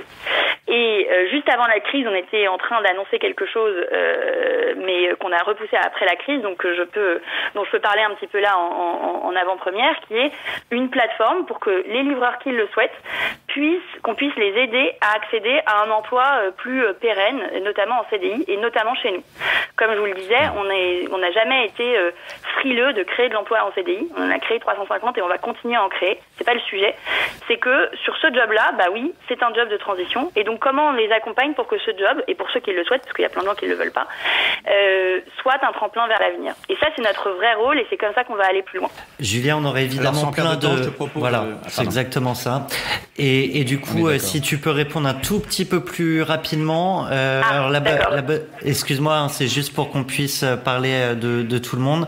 Bien sûr. Je te propose de répondre à la question de Géraldine Russel, qui est journaliste chez Madines. Ouais. Bonjour Julia, je me posais la question s'il y avait eu dans votre vie un ou plusieurs événements qui auraient pu vous préparer d'une manière ou d'une autre à cette crise. Je pense que ce qu'il faut pour adresser cette crise, c'est énormément de résilience et de flexibilité et une capacité à faire naître des projets de terre extrêmement rapidement. Et clairement, ce qui m'a préparé, ainsi que toute la boîte, c'est que Frishti vit dans ce mode-là depuis 5 ans. Donc peut-être plus que n'importe quelle autre boîte, ou en tout cas tout comme les autres startups et les autres scale-up, cette capacité à s'inventer, se réinventer et faire sortir des projets de terre en quelques jours, elle est très forte chez nous depuis le début, elle fait partie de notre ADN et elle nous aide énormément dans cette crise. Eh bien, le directeur de la rédaction de notre partenaire La Tribune, Philippe Mabi, a également une question pour toi, on l'écoute. Bonjour Olivier, bonjour Thomas et bonjour Julia. Donc ma question porte sur le rôle de la food tech pendant cette crise absolument extraordinaire que nous sommes en train de vivre sur le Covid-19. Bon, on s'aperçoit que la food tech a joué un rôle pendant la crise avec des livraisons, effectivement, de personnes qui étaient confinées. Mais j'aimerais aussi savoir votre vision du rôle et des perspectives de l'alimentation du futur et de la food tech dans le monde d'après. Quels sont les différents scénarios qu'on peut envisager pour ce secteur qui peut jouer un rôle effectivement important dans un monde où on va probablement connaître des risques épidémiques pendant peut-être plusieurs mois, plusieurs années, on ne sait pas. Alors, effectivement, premièrement, on anticipe une accélération de la digitalisation du secteur de la distribution alimentaire, des courses. Et donc, forcément, des services comme les nôtres, qui distribuent des produits frais en les livrant avec des délais très courts, vont être très prisés, selon nous, avant et après, pendant et après cette crise. Et vont pouvoir aider à continuer et à maintenir une certaine distanciation sociale. Et puis par la suite, ça aura donné goût à beaucoup de clients que de faire leurs courses à travers ce moyen-là pour des raisons de praticité et de qualité. Par ailleurs, sur notre deuxième partie de business, qui est plutôt le B2B et les cantines, on pense effectivement que le télétravail va beaucoup se développer et que donc des solutions de cantines virtuelles très flexibles qui permettent d'apporter de la nourriture de qualité vont être assez prisées par les entreprises et donc là encore vont accélérer la transformation du secteur de la restauration collective. Tu parlais de ton intuition, donc tu as eu le nez fin. On écoute tout de suite Pierre Valade. Julien, j'aimerais te poser une question sur le début, une question que beaucoup de futurs entrepreneurs se posent au début d'un projet, qui est comment bien choisir un projet sur lequel se lancer. Est-ce qu'un bon projet, c'est un projet sur lequel on est passionné? Est-ce que ça suffit la passion ou est-ce qu'il faut regarder d'autres critères quand on démarre et avoir ton retour d'expérience qui sera certainement très utile pour beaucoup de personnes qui écoutent et qui veulent monter leur propre projet? Alors, je pense que la passion... Excuse-moi oui. Julia, je voulais repréciser qui est Pierre Valade, parce que tu l'as cité tout à l'heure, mais il mérite d'être réexpliqué. Donc c'est un entrepreneur, c'est quelqu'un qui te connaît bien, et c'est également un business angel, c'est-à-dire un investisseur particulier qui a mis de l'argent dans Frishti. Absolument. Donc évidemment la passion quand on entreprend elle est très importante, la passion d'un secteur mais aussi la passion pour le métier d'entrepreneur, la passion pour construire une équipe, l'idée, impliquer des gens dans les décisions, construire des stratégies, avoir un impact sur le monde. Je pense que c'est un métier particulier et il faut bien réfléchir avant de se lancer dans l'entrepreneuriat. Après la passion d'un secteur, oui évidemment, parce qu'on va passer beaucoup de temps à réfléchir à ce secteur et que forcément si on est intéressé par ce secteur, on a plus facilement des intuitions de ce qu'il faut y faire. Et en revanche, évidemment, c'est pas du tout, selon moi, le seul critère qu'il faut prendre en compte avant de se lancer dans un projet entrepreneurial. Et il faut regarder ce projet de manière aussi un petit peu plus factuelle. Et je pense que les critères ne sont pas de juger de la qualité de son idée initialement, mais plutôt de regarder plusieurs choses. Un, le marché, la taille du marché. Est-ce que c'est un gros marché qui va permettre et qui a des problèmes à un instant T, et si oui, quels sont ces problèmes et correctement les identifier. Je pense que un bon entrepreneur au début sait poser les bonnes questions et pas forcément apporter les bonnes réponses tout de suite. Et je connais pas beaucoup de boîtes qui se soient lancées avec des idées qui n'aient pas changé à mesure que l'entrepreneur découvrait des choses sur son marché. Deux, moi le deuxième facteur que j'utilise, c'est est-ce que il y a une capacité de récurrence d'achat sur ce marché? Est-ce qu'on va pouvoir proposer des services pour lesquels les gens vont venir et revenir? Parce que construire un service qui va être utilisé une fois tous les 10 ans, c'est très compliqué derrière d'acquérir des clients et d'avoir un business viable. Donc je pense que, moi en tout cas, c'est un deuxième facteur que j'utiliserai. Et puis troisième question, c'est est-ce qu'on a la bonne équipe? Est-ce que, comme je le disais au début, on se sent soi-même capable d'entreprendre? Est-ce qu'on est bien entouré? Personnellement, je n'aurais jamais entrepris seule. Et il faut être sûr de ses associés parce qu'on va passer beaucoup de temps avec eux. On va avoir besoin qu'ils soient complémentaires, qu'ils fassent preuve de beaucoup de résilience. Et tout le monde le sait, au-delà des deux facteurs que j'ai cités, évidemment, le premier facteur de réussite d'un projet, c'est l'équipe. Alors, on va conclure avec la dernière question surprise. On va volontairement pas te dire qui c'est et tu vas pouvoir, avant de répondre à sa question, nous rappeler qui te la pose. Cher Julia, je crois être la question surprise de la journée. Tu me reconnaîtras certainement. Au cours de ces dernières années, on s'est surtout croisés à l'occasion des bords de Frishti depuis que j'y ai investi il y a de cela 5 ans. Ton dynamisme, ta volonté de faire les choses à fond, ta vision m'ont toujours impressionné. Et cela a toujours été certainement une des raisons qui m'ont incité à investir chez toi. J'ai néanmoins une petite question à te poser que je n'ai peut-être pas osé poser devant tout le monde au bord de Frishti.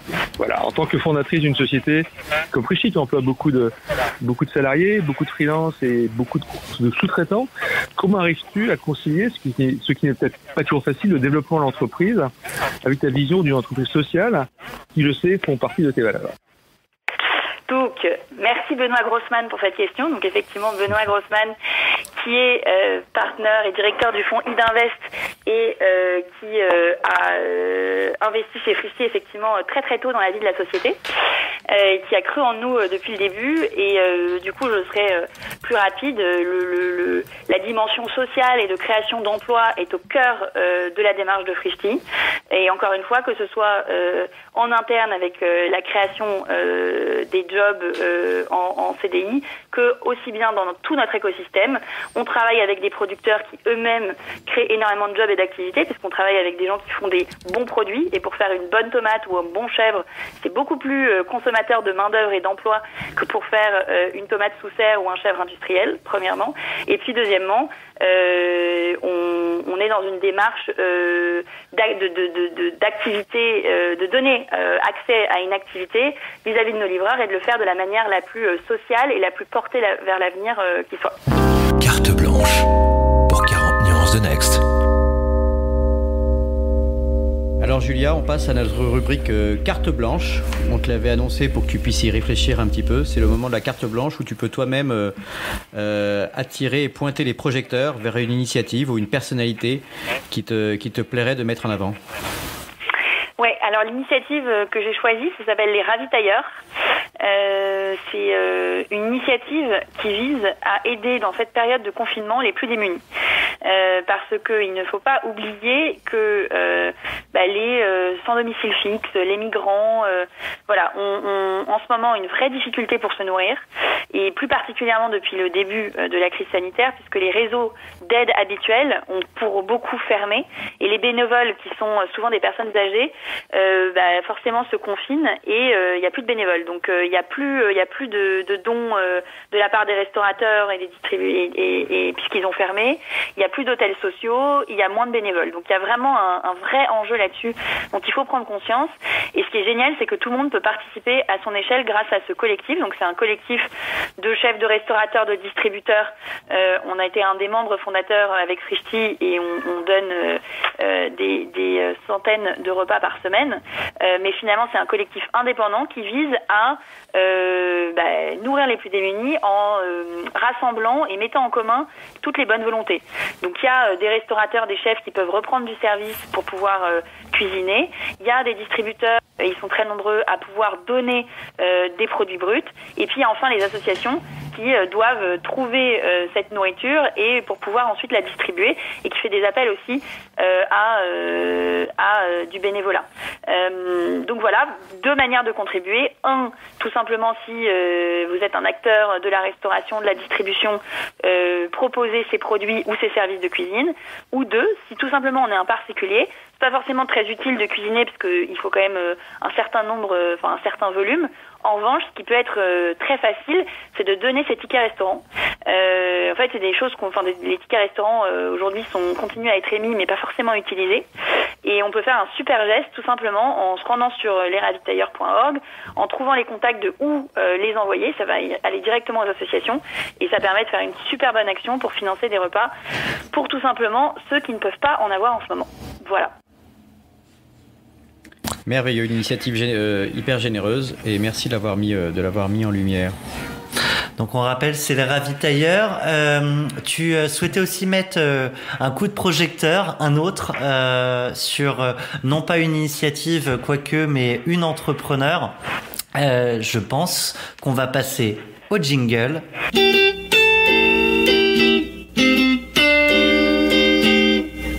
On me dit dans l'oreillette que la rubrique Sista est lancée. La rubrique Sista, elle part d'un principe simple, c'est qu'on est persuadé que le monde d'après sera plus mixte, plus inclusif, et c'est un petit clin d'œil à un collectif dont tu peux peut-être nous parler, Olivier. Oui, Sista, c'est aussi un jeu de mots sur les sisters, les sœurs en français. Un collectif qui a été lancé par des entrepreneuses, des start-upeuses à succès en France, et qui sont parties du constat qu'on avait trop peu de femmes dans cet écosystème qu'on appelle la French Tech, trop peu de femmes entrepreneurs, trop peu de femmes également parmi les collaborateurs des start-up, et c'est vrai aussi parfois même chez les investisseurs, les fonds de capital risque. Et donc pour féminiser cet écosystème, elles ont décidé de faire un peu pression, notamment sur les investisseurs, pour vraiment mettre en avant également les dossiers qui sont portés par des femmes entrepreneurs, parce que très clairement, statistiquement, les femmes sont très largement sous-représentées. On le voit dans le baromètre France Digital EY annuel, que finalement les start-upers ne sont que pour moins de 10% des start-upeuses. Donc il s'agit de mettre en lumière ce problème pour travailler cette question du gender balance, comme on dit en anglais, donc de la mixité homme-femme. Alors, cette initiative qui a été lancée par Céline Lazorte et Tatiana Jama, elle a été ensuite reprise et entendue, je crois aussi par des hommes. Je sais pas si on les appelle les bros, il me semble que oui. Mais peut-être un petit mot de ta part, Julia, sur ton regard sur ce fait et sur le fait qu'on manque de femmes aujourd'hui dans l'entrepreneuriat et a fortiori dans la tech.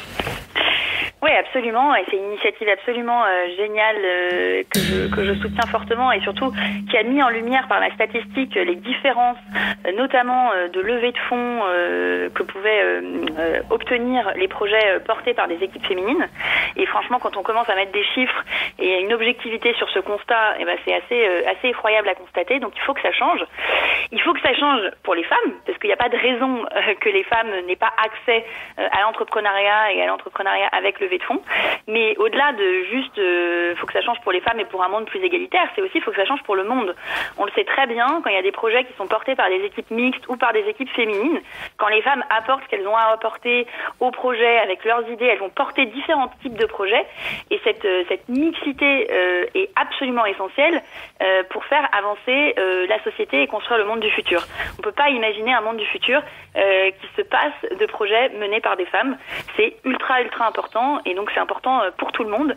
C'est bien aussi du coup qu'il y ait des hommes qui rejoignent la cause, parce qu'il y en a marre des causes d'égalité ou de femmes qui soient portées que par des femmes. On est tous là pour construire le monde de demain, et le monde de demain, il doit être égalitaire, parce que de la mixité se nourrissent les plus belles innovations. Voilà. Et on t'a proposé du coup de nous citer une entrepreneur que tu aimerais mettre en avant dans ton podcast. Il s'agit de Camille Legall, qui est la cofondatrice de Fairly Made. Est-ce que tu peux nous dire un mot de ton choix et peut-être poser une question qu'on lui posera bien évidemment dans la foulée de ton podcast? Ouais, absolument. Donc effectivement, j'ai choisi Camille Legall, qui est fondatrice de Fairly Made. Fairly Made, c'est un label et un réseau de certification d'usines pour permettre aux marques de mode de pouvoir produire de manière plus responsable et de tracer l'intégralité de leur production et de mesurer, on va dire, leur impact social. On sait que l'industrie de la mode, c'est une des industries les plus polluantes du monde, et l'idée, c'est de faire changer ça tout en s'adaptant aux contraintes des marques. Donc je trouve son initiative absolument extraordinaire. Elle travaille déjà avec les plus grandes marques de mode et maisons de luxe, et ça fait à peine 1 an et demi qu'elle a lancé ce label, cette entreprise, et qui rencontre vraiment un très grand succès. Et pourquoi j'ai choisi Camille au-delà de son entreprise en particulier, c'est que pour moi, elle représente tout ce que j'aime chez les entrepreneurs engagés. C'est quelqu'un qui comprend qui veut faire bouger les lignes d'une industrie qui a du mal à bouger, et qui le fait en comprenant parfaitement les contraintes aussi que peuvent avoir les marques de mode, qui peuvent pas faire exploser par exemple leurs coûts de production, et donc qui trouve des manières de concilier objectifs business et évidemment concilier responsabilité écologique. Son projet est assez extraordinaire, et c'est quelqu'un de très ambitieux, très cool, qui avance avec la tête froide, beaucoup de confiance, de bienveillance, de sourire. C'est une entrepreneur que j'aime beaucoup et que je souhaitais mettre en lumière. Et du coup, quelle question tu aimerais lui poser ? La question que j'aimerais lui poser, c'est peut-être qu'elle nous parle de la marque avec laquelle elle a travaillé, qui a été la plus déterminante dans la progression de Fairly Made. Quel est finalement le projet dont elle est le plus fière et qui a pu lui permettre de lui ouvrir d'autres portes. Très bien. Écoute, nous allons lui poser la question en ton nom. Et il nous reste à te remercier, Julia. Donc, Julia Bijaoui, tu es cofondatrice de Frishti, une des plus belles start-up, voire scale-up françaises. On a apprécié de passer ce moment avec toi. Je crois qu'il a été inspirant pour nos auditeurs. Je pense que j'aimerais aussi qu'on remercie nos partenaires, notamment les partenaires médias. Madines ainsi que La Tribune qui ont pu intervenir pendant ce podcast et France Digital, l'association aux 2000 startups qui rassemble les entrepreneurs et les start-upers français pour développer l'économie en France et notamment avec une réflexion très forte aujourd'hui autour de l'impact positif. C'est pour ça qu'on en a beaucoup parlé en cette période de crise sanitaire et de confinement. En effet, le podcast 40 nuances de Next a été revisité un peu au vu des circonstances.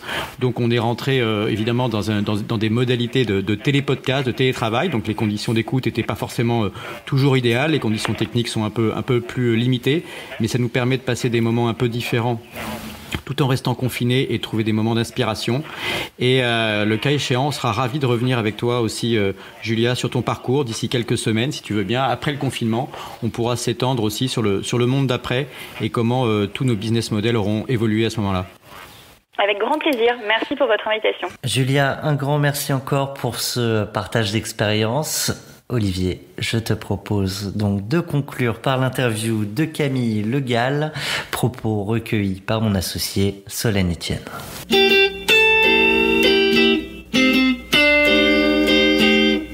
Bonjour Camille. Bonjour Solène. Tu es la fondatrice de Fairly Made et aujourd'hui tu es l'invitée entrepreneur au féminin de Julia Bijaoui dans son podcast 40 nuances de Next. Camille, bonjour et bienvenue dans ce podcast. Merci Solène, bonjour. Alors Camille, si tu devais nous pitcher Fairly Made en un tweet, ça donnerait quoi ? Alors Fairly Made, c'est un label de mode éco-responsable qui aide les marques à devenir plus engagées. Donc pour ce faire, on a développé 2 services. Un premier qui est celui du sourcing et de la confection, qui leur permet d'avoir grâce à nous une collection donc traçable et engagée avec des matières à faible impact sur l'environnement. Et un deuxième service qui est de l'évaluation. Et donc là, on ouvre aujourd'hui notre protocole Fairly Made à toutes les marques qui veulent évaluer justement leur collection. Et donc sur une capsule ou une collection classique, évaluer l'impact environnemental, social et la traçabilité des produits qui mettent en marché. Alors Camille, des marques engagées, mesurer l'impact environnemental, sociétal, c'est très monde d'après tout ça. Oui, alors c'est le monde d'après. Nous, c'était notre présent avec Laure, donc Betch, mon associé, avec qui très tôt on a voulu monter Fairly Made au travers de ses valeurs qui sont la bienveillance, la transparence et la rigueur. On a pressenti que ça allait arriver au niveau donc des marques, au niveau de la mode, et je pense qu'on s'est pas trompé. On a lancé Fairly Made en 2018. Et aujourd'hui, ce dont on est très fiers, c'est qu'il y a un grand nombre de marques font appel à nous pour justement avancer vers une mode plus engagée. Bien justement, Julia avait une question sur les marques. Julia se demandait quelle était la marque avec laquelle tu avais travaillé, qui avait été déterminante dans la progression de Fairly Made, un projet dont tu es super fière et qui t'a permis ensuite d'ouvrir d'autres portes. Oui, alors je pense spontanément à Les Petits Hauts, qui est une marque de prêt-à-porter féminin et avec qui on a eu une rencontre coup de cœur avec la fondatrice Vanessa. Depuis donc l'hiver dernier, il est possible de trouver en boutique des collections co-créées des Petits Hauts It's Fairly Made, et toutes ces collections sont faites à partir de fibres à faible impact sur l'environnement. Donc on retrouve du coton biologique, des matières recyclées, et toutes celles-ci sont fabriquées avec un protocole engagé, donc depuis le filateur, tisseur, usine de confection. Et donc en fait, c'est devenu un cas d'école pour toi et ça t'a ouvert d'autres portes ? Complètement. C'est aujourd'hui aussi une grosse visibilité puisque les marques nous contactent de plus en plus nombreuses pour avancer vers justement une mode plus engagée. On va débuter en mai prochain avec Etam, des marques comme les Galeries Lafayette aussi qui étaient nos premiers clients, et ce voilà pour des marques aussi bien accessibles que jusqu'à des marques de luxe. Donc on est hyper optimiste par rapport à ce qui va se passer par la suite. Les marques sont à l'écoute et ça va dans le bon sens. Et donc du coup, pour toi Camille, c'est bientôt le Next 40 ? Eh bien, d'ici 2 ou 3 ans. C'est tout ce qu'on te souhaite. Merci beaucoup Camille. Merci Solène.